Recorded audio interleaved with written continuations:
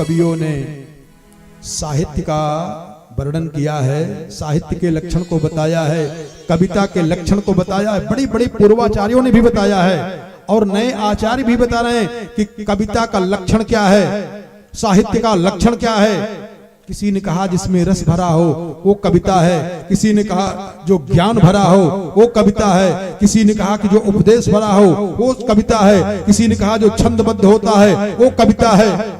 लेकिन बाबा ने समस्त पूर्वाचार्यों का सम्मान करते हुए कविता की एक बड़ी नई पहचान दे दिया, बहुत नई पहचान दिया है। ध्यान देना, कविता, गीत, आयोजन, सत्संग और यज्ञ, उसका लक्ष्य क्या होना चाहिए, उसका वास्तविक आंतरिक लक्ष्य क्या होना चाहिए, क्या किया जाए। जैसे कभी कभी कार्यक्रम क्या मौज के लिए कर रहे हैं, मस्ती के लिए कर रहे हैं, मनोरंजन के लिए कर रहे हैं, टाइम पास के लिए कर रहे हैं, कहा ये सब तो करो, लेकिन उसके साथ लक्ष्य क्या होना चाहिए।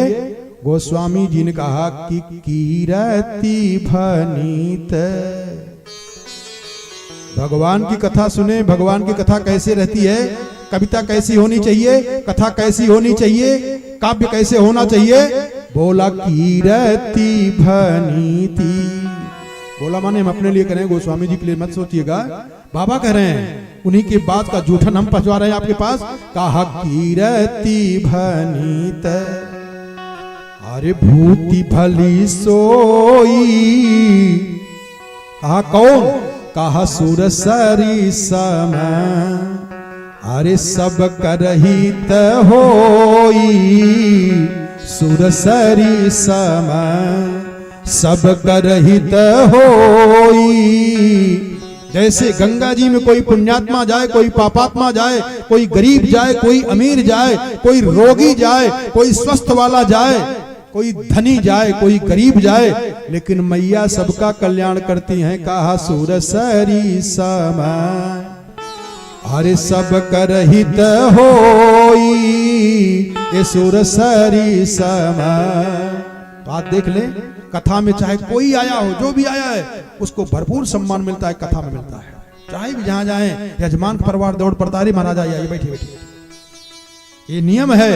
गोस्वामी जी ने संत असंतों की वंदना किया है, प्रार्थना किया है, भगवान के परिवार का वंदना किया है, पूरे परिवार की वंदना किया है गोस्वामी तुलसीदास जी महाराज ने। यहां तक कि जिसने निंदा भी किया है, उस निंदा करने वाले की भी भगवान ने, गोस्वामी जी ने वंदना किया है।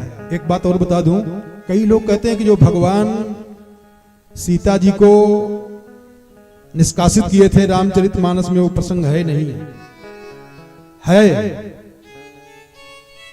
गोस्वामी जी ने वो भी लिख दिया है, लेकिन पर्दा डाल के लिखा, अगर आप जानना हो तो जान लें। वो प्रसंग को भी दर्शाए हैं, कहां पहले ही शुरुआत में बता दिए हैं। कहा सिय निंदक आघ, अरे ओघ न साए, जिसने सीता जी की अनजाने में निंदा किया था, कहा लोक बिशोक बनाई बसाए, और कहा बंदाऊं कौशल यादिसी प्राची। गोस्वामी जी ने संतों की, भगवान के परिजनों की, सबकी बड़ी ढंग से प्रार्थना की है और प्रणाम किए हैं। तो अब इस प्रसंग को हम इसलिए थोड़ा कम करके चल रहे हैं कि ताकि आगे आप कथा में पा जाएं। कहा जितने भगवान के नाम और भगवान के चरित्र दोनों की तुलना करते हुए बड़े ढंग से उन्होंने रूपक देते हुए कथा में बताते चले हैं कि भगवान का नाम क्या है, भगवान कैसे कैसे उद्धार करते हैं। तो उदाहरण दिए कि भगवान की कथा जो है और भगवान का नाम, दोनों की बड़ी तुलना की है। और आज एक दवा बता दे रहा हूं, छोटा सा प्रयोग बता दे रहा हूं, अगर प्रयोग करने आप जान जाओगे तो ठीक है, विस्तार इसका प्रयोग आगे करके बताऊंगा। जैसे प्रयोगशाला में प्रयोग दिखाया जाता है ना, ऐसे प्रयोग की विधि आगे बता दूंगा। लेकिन एक बात बता दे रहा हूं कि हर मर्ज की दवा है क्या, कहा राम कथा कली। याद कर लें जितने लोग बैठे हैं, माताएं, आप सबके लिए बता दे रहा हूं, कलयुग के लिए विशेष रूप से कोई भी मनोकामना हो, आपकी जो भी मनोकामना हो, ये चमत्कार के द्वारा पूर्ण कर देंगे। कैसे? बाबा करे हैं, बोले राम कथा कली कामद गाई और सुजन सजीवनी मूरी सुहाई। राम कथा कली कामद गाई सुजन सजीवनी मूरी सुहाई। ये संजीवनी बूटी है। हनुमान जी महाराज जब गए थे संजीवनी बूटी लाने के लिए, तो आप लोग अगर ध्यान दिए होंगे तो जान जाएंगे भरत जी से मिलकर के आए हैं। और भरत जी से क्यों मिलकर के आए? कारण क्या है? कारण यह है कि बार बार लड़ाई होती रहेगी और कब तक आप संजीवनी बूटी लाते रहेंगे। तो भरत जी ने जो संजीवनी बूटी के द्वारा जैसे जिलाया था हनुमान जी को, ये प्रयोग आगे बताऊंगा, इसीलिए कहे कि इसको सीख लो हनुमान जी। जब हनुमान जी मूर्छित हो गए थे तो भरत भैया ने कैसे ठीक कर दिया था? संजीवनी बूटी और लिए रह गए, हनुमान जी मूर्छित थे लेकिन उनको जीवित कर दिया, होश में ला दिया। कैसे ला दिया? उसी को सिखाए हैं। तो कथा कैसे होनी चाहिए ध्यान से समझें। कोई भी कथा हो, कथा की शैली बता दे रहा हूं क्योंकि ये कलयुग चल रहा है। कलयुग में नाना प्रकार के लोग मिलते जाते हैं और भ्रमित हो जाते हैं। तो अब जरा सीख लो, कथा अविच्छिन्न परंपरा के द्वारा ही होनी चाहिए, मन मुताबिक नहीं, मन गढ़ंत नहीं, वेद से, शास्त्र से, पुराण से प्रमाणित हो और किसी न किसी पूर्वाचार्यों से जुड़ी हुई हो कथा। तो अब गोस्वामी जी कह रहे हैं कि ये कथा कहां से कहां कैसे धरती पर आई है उसको बताते चल रहा हूं और उसी परंपरा का निर्वहन करते हुए हम कथा कह रहा हूं। इसमें 4 वक्ता हैं और 4 श्रोता हैं। ये कथा कैसे आई है? बाबा कह रहे हैं, बोले जाग बलि के जो। गोस्वामी जी कह रहे हैं मैं जो कथा सुनाने चल रहा हूं वो मन मुताबिक नहीं है, वेद से, शास्त्र से, पुराण से प्रमाणित है और पूर्वाचार्यों के द्वारा अविच्छिन्न परंपरा को लिए बैठी हुई है। कैसे? कहा जाग बलि के जो कथा सुहाई। जाग बलि के जो कथा सुहाई। भरद्वाज बदही सुनाई। भरद्वाज मुनि बदही सुनाई। कहीं हूँ सोई संवाद बखानी। कहीं हूँ सोई संवाद बखानी। सुनहु सकल सज्जन सुख मानी। सुनहु सकल सज्जन सुख मानी। शंभु कीन्ह यह चरित सुहावा।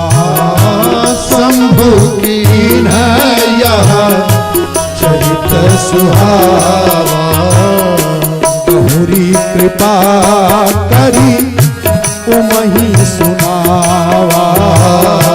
बहुरी कृपा करी उमहि सुनावा। सोई शिव का भुसुंडी ही दीन्हा। सोई शिव का भुसुंडी ही दीन्हा। राम भगत अधिकारी चीन्हा। राम भगत अधिकारी चीन्हा। तेहि सन जाग बलिक मुनि पावा। तेहि सन जाग बलिक मोनि पावा मोनि भरद्वाज प्रतिभावा द्वाज प्रति पावा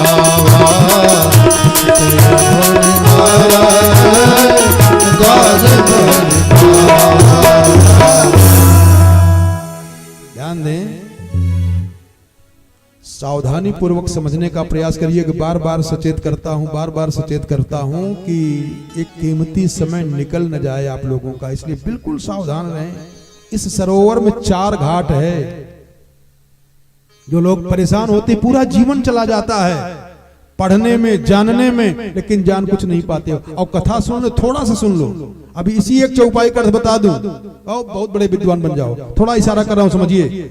इस मान सरोवर में, इस रामचरित मानस रूपी सरोवर में 4 घाट है।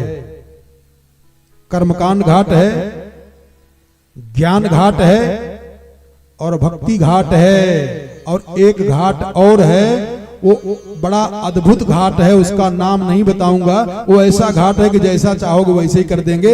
ये 3 घाट को जान लो, कर्मकांड घाट, भक्ति घाट और ज्ञान घाट। पूजा कैसे करना है, कैसे जीवन जीना है, कर्मकांड घाट पे आ जाओ। ज्ञान क्या है, ज्ञान की पराकाष्ठा क्या है, ज्ञान घाट पे आ जाओ। और भक्ति किसे कहा जाता है, भक्ति का कर्तव्य क्या है, ये आप भक्ति वाले घाट से जान जाओगे। और थोड़ा सावधान होकर के समझिएगा, इस रामचरितमानस को 4 लोगों ने कथा कही है, 4 वक्ता कथा सुना रहे हैं और 4 श्रोता कथा सुन रहे हैं। याज्ञवल्क्य जी महाराज सुना रहे हैं, भरद्वाज ऋषि सुन रहे हैं।